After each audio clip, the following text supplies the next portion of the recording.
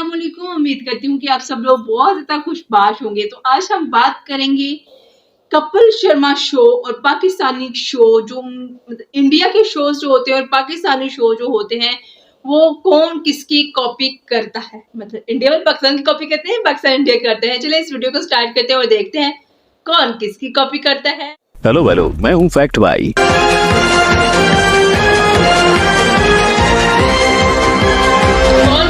और इस धुन को सुनने के बाद 100% लोगों को यही लगता है कि अमित जी आकर शो को आगे बढ़ाएंगे, पर अगर उनकी जगह ये आ जाए तो धिक्कार है। पहले यही है पाकिस्तान के रियलिटी शो की रियलिटी, जहाँ पहले इंडिया शो निकालता है और पीछे पाकिस्तान दौड़ा चला आता है। पर जब पीछे से शो निकलने के बावजूद हंसना मना है को लोगों ने कपिल शर्मा की कॉपी करार दिया, तो शो के होस्ट से बिना जवाब दिए रुका नहीं गया। मगर इस जवाब के लिए ही नहीं, आज आपको पाकिस्तान के बिग बॉस देखने के लिए भी थोड़ा इंतजार करना पड़ेगा, क्योंकि यहाँ भी एक भाईजान है जो बादशाह सलामत के नाम से जाने जाते हैं। तो चलिए देखते हैं कि आज के रियलिटी शो मुकाबले में कौन ले जाएगा बाजी।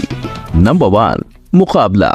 एक क्रिकेटर को कब रिटायर हो जाना चाहिए? 34 साल के बाद, 35 साल के बाद या 39 साल के बाद? क्योंकि शोएब मलिक 41 साल के हो चुके हैं, फिर भी पाकिस्तान के लिए T20 खेलना चाहते हैं। और तो और इनसे पाकिस्तान के लिए क्रिकेट को छोड़ पाकिस्तान का रियलिटी शो होस्ट कराया जा रहा है। जी हाँ, और द अल्टीमेट मुकाबला रियलिटी शो बिल्कुल इंडिया के रोडीज से मेल खाता दिखाई देता है, जहाँ कंटेस्टेंट से मुश्किल टास्क करवाए जाते हैं। लेकिन जहाँ इंडिया के शो में आम जनता आती है, वहीं पाकिस्तान के इस शो में पाकिस्तान के बॉक्सर, फिटनेस ट्रेनर और सेलिब्रिटीज आते हैं। इतना ही नहीं, इस शो में अब्दुल रज़ाक जैसे बड़े क्रिकेटर ने भी हिस्सा लिया था। नंबर 2, क्या आप बनेंगे करोड़पति? ये नाम किधर तो सुनेला लगा ना, और लगेगा ही, क्योंकि क्या आप बनेंगे करोड़पति? कौन बनेगा करोड़पति की कार्बन कॉपी है। इंडिया ने KBC 3 जुलाई 2000 में टेलीकास्ट किया और इसकी सक्सेस देखकर पाकिस्तान ने इसे 2002 में बना डाला। बोले तो फॉर्मेट से लाइफ लाइन सब कुछ KBC की नकल निकली। लेकिन सिर्फ ये शो नहीं, KBC से इंस्पायर होकर हमारे पड़ोसियों ने अलिफ लाम मीम नाम का एक शो भी बनाया था, जिसमें इनाम सिर्फ पैसों में नहीं, उम्रा और हज जाने और 15वें सवाल का सही जवाब देने पे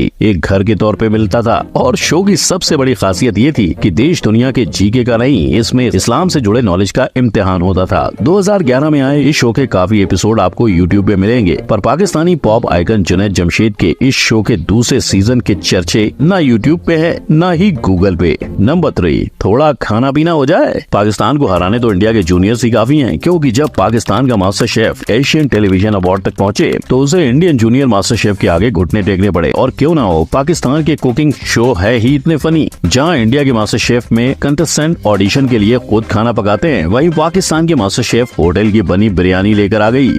तुम मेरे एरिया में जो सबसे अच्छी बिरयानी थी, मैं वो ले आई। अब जब इंडिया और पाकिस्तान दोनों के ही कुकिंग शो में अपनी अपनी रियलिटी है, तो क्या होगा जब दोनों ही देशों को एक कर दिया जाए? तो पेश है फूडिस्तान, जहां इन दोनों देशों के शेफ को जज करने के लिए होते हैं एक इंडियन, पाकिस्तानी और ब्रिटिश शेफ। यानी देशों की तरह इन दोनों देशों के शेफ का भविष्य भी एक ब्रिटिश ने ही जज किया। Number 4, comedy versus comedy. उल्टा चोर कोतवाल को डांटे। यही हुआ था जब पाकिस्तान के कॉमेडी शो हंसना मना है को देखकर लोग बोले ये तो द कपिल शर्मा शो की कॉपी है। अबे तू मेरी नकल करता है? नहीं। और लोगों की क्या गलती? शो के होस्ट ताबिश हाशमी का मोहल्ला और उनके घर का सोफा सेटिंग तक एक सा ही था। बावजूद इसके उनके कानों तक इस बात के पहुंचते ही उन्होंने न सिर्फ इस बात को गलत बताया, बल्कि ये सेट के कॉन्सेप्ट और कपिल की कॉमेडी के तरीके को पाकिस्तानी कॉन्सेप्ट बता बैठे। उनकी माने तो उनका कपिल शर्मा शो के साथ कंपेयर होना उनके साथ नाइंसाफी है, क्योंकि कपिल का शो हफ्ते में 1 बार और उनका हफ्ते में 3 बार आता है। अब ताबिश के इल्जामों का कपिल पे इतना भारी असर हुआ कि उन्होंने इनके इल्जामों पे सफाई देना भी जरूरी नहीं समझा। लेकिन दूसरी तरफ चोरी पे सीना जोरी करके दाल न गलने पे ताबिश जरूर अपने शो का लुक बदल चुके हैं। नंबर 5, गाना बजाना। एक चीज जिसने सरहद के आर पार बिना वीजा के ट्रैवल किया, वो है म्यूजिक। जहां हम इंडियंस ने कोक स्टूडियो पाकिस्तान का आफरीन एंजॉय किया, लेकिन जहां पाकिस्तान के कोक स्टूडियो ने अपने 14 सीजन्स निकाल लिए हैं, वहीं हमें इंडिया के सिर्फ 4 सीजन दिखाई दिए थे। लेकिन आखिर ऐसा क्यों? पहला रीजन है दोनों देशों का म्यूजिक। जहां पाकिस्तान के कोक स्टूडियो ने अपने रीजनल और अनजाने आर्टिस्ट निकाले, वहीं कोक स्टूडियो इंडिया ने बॉलीवुड पर फोकस किया। दूसरा, दोनों ही कोक स्टूडियो का सेट डिजाइन। हर साल आपको पाकिस्तान के कोक स्टूडियो में कुछ नया मिलेगा और वहीं इंडिया की साइड से कुछ नया नहीं हो पाया। और तीसरा, इंडिया का गायब हो जाना। जी हाँ, अगर आप कोक स्टूडियो इंडिया के YouTube पर जाएंगे तो आपको आपको आखिरी और अभी के वीडियोस में 6 साल का गैप दिखाई देगा। पर हाँ, हाल ही में कोक स्टूडियो इंडिया ने अपने आप को कोक स्टूडियो भारत करके कमबैक कर लिया है। नंबर 6, बड़े मियाँ छोटे मियाँ। इंडिया और पाकिस्तान को आजादी एक साथ मिली थी, पर इंडिया पर बिग बॉस का जुल्म 17 साल का और पाकिस्तान में बिग बॉस के छोटे भाई तमाशा का जुल्म सिर्फ 2 सीजन का। बड़ी नाइंसाफी है, पर 16 साल बाद आए पर दुरुस्त आए। अब इंडिया में बिग बॉस का चेहरा बॉलीवुड के भाईजान मिस्टर सल्लू भाई है। वहीं पाकिस्तान में इस शो के होस्ट की जिम्मेदारी अदनान सिद्दीकी ने उठाई है। और बस इसके अलावा इस शो के रूल्स हो या कंटेस्टेंट की कैटेगरी, सब कुछ आपको इंडिया ने रखा और पाकिस्तान ने उठाया मिलेगा। नंबर 7, बनाना ना दोबारा। आग, पानी, नींद, भूख और रोशनी को भुलाकर इंडिया के 24 कंटेस्टेंट ने सर्वाइवर इंडिया में हिस्सा लिया था। और जहां इंडिया का हिंदी वर्जन 2012 में बना था, वहीं इस शो का तमिल वर्जन 2021 में बनाया गया। हालांकि न सिर्फ इंडिया पर यही फॉर्मेट वाला शो आपको पाकिस्तान के अंदर भी देखने को मिलेगा, जहां अलग करने की कोशिश में पाकिस्तानी शो अपने कंटेस्टेंट को पहाड़ी इलाकों में लेकर गए। लेकिन गौर करने वाली बात यह है कि इस शो ने सिर्फ मर्दों को अपने शो में जगह दी थी, वो भी ये कह के कि औरतें ऐसे शो में हिस्सा नहीं ले सकती। इनफैक्ट इसे लेकर पाकिस्तान में कई विवाद भी सामने आए। लेकिन जहां शो के बंद होने की वजह लो रेटिंग्स और औरतों को न लेने की कंट्रोवर्सी बताई जा रही है, वहीं पता चला है कि असल में इस शो के एक टेस्ट के दौरान साद खान नाम के कंटेस्टेंट की मौत हुई थी। यानी जैसे इंडिया में रोडीज के जज टेस्ट चेक करते हैं, वैसे ही पाकिस्तान के जजेस को भी करना चाहिए था। Number 8, I am out. अगर शार्क टैंक पाकिस्तान बनाता तो ये स्पूफ नहीं, उस शार्क टैंक पाकिस्तान की रियलिटी भी हो सकता था। आपकी स्ट्रेटजी क्या होगी? तो इसमें खर्चा 30 से 50 लाख तक। पर इंडियन आइडल से लेकर इंडियाज गॉट टैलेंट कॉपी करने के बाद शायद उनके पास शार्क टैंक का बजट नहीं बचा और माना कि ये बिजनेस रियलिटी शो हमारा ओरिजिनल नहीं, शार्क टैंक अमेरिका देखकर आने वाला आइडिया था। लेकिन उनके 15 सीजन के मुकाबले इंडियन शार्क टैंक की एक चीज बिल्कुल असली थी, शार्क टैंक पे बने मीम्स, जिन्हें देखते देखते 2 सीजन और 106 करोड़ की इन्वेस्टमेंट का कोई पता ही नहीं चला। लेकिन कोई रियलिटी शो हो ना हो, पर पाकिस्तान की गवर्नमेंट ने हाल ही में पाकिस्तान इनोवेशन फंड प्रोग्राम के चलते शार्क टैंक जैसा ही कुछ किया था। उन्होंने 1000 कैंडिडेट्स में से 95 कैंडिडेट्स को शॉर्टलिस्ट करके उनमें से 60 बेस्ट पिचेस को 20 मिलियन रुपीस देने का तय किया, जिससे पाकिस्तान की डूबती इकोनॉमी को झटका लगे और वो फिर से जाग उठे। हालांकि उनकी इकोनॉमी टस से मस होती नजर नहीं आ रही। नंबर 9, टैलेंट का खजाना। इंडिया में जजेस को इम्प्रेस करने के लिए कंटेस्टेंट के ऐसे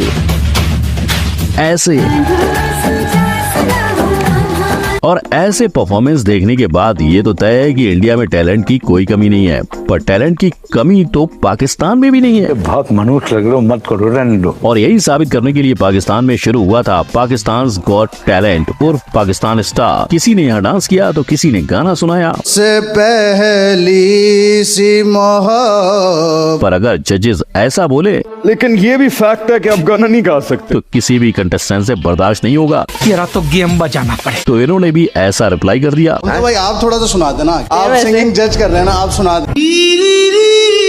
और कुछ ने तो इशारों की बजाय सीधे सीधे भी जवाब दे डाला। लेकिन जब एक इंसान अच्छा नहीं गाता सर, तो फिर वो सामने वाले को कैसे बोल सकता है कि वो सही गा रहा है या नहीं गा रहा है?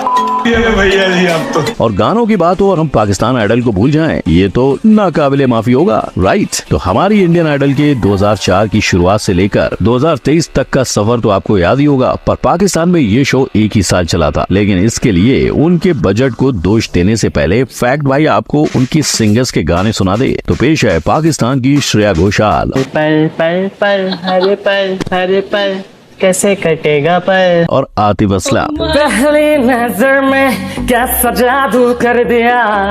आशा है इन्हीं परफॉर्मेंस से आपको शो के बंद होने की वजह पता चल गई होगी। तो भाई लोग, रियलिटी शो की इस जंग में पाकिस्तानी लोगों ने कई बार इंडिया जैसे शो को निकाला है, पर जीत हर बार इंडिया की ही होती रही है। आपको इस मुकाबले में कौन सा शो टक्कर का लगा, कमेंट में जरूर बताना। लेकिन जाते जाते पाकिस्तान के कुछ बेतुके लॉजिक वाले रियलिटी शो को अगर आप देखना चाहते हो तो फौरन इस आई बटन पर क्लिक करो। वीडियो अच्छी लगी हो तो लाइक, कमेंट, शेयर और सब्सक्राइब करना ना भूलना। तो खैर क्या बोलूं, इसमें कोई शक नहीं है कि इंडिया के शोज बहुत अच्छे होते हैं, बहुत ज्यादा अच्छे होते हैं पाकिस्तान के शो की निस्बत।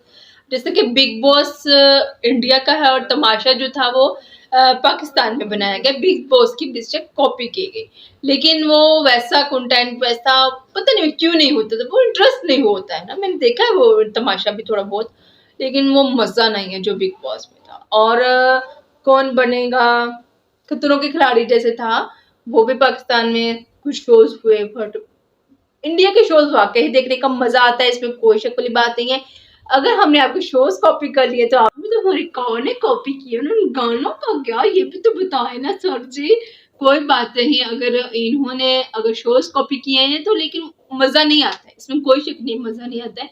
इंडिया के शो जैसे कपिल शर्मा शो हो गया, मजाक रात इस यहाँ पाकिस्तान में बहुत अच्छा चलता है, मजाक रात तो या इस तरह के कुछ शोज जो बने हुए थे कपिल शर्मा को देखते हुए, लेकिन वो मजाक रात जो कुछ और तरह का ही कंटेंट अब लेके आ रहे हैं, इम्प्रूवमेंट हो जाती है। लेकिन अगर तुसी भी साड़ी कॉपी की है गाने की तो कोई बात नहीं, ऐसा ही चलता है भाई, तो कोई बात नहीं, ऐसा ही चलता है,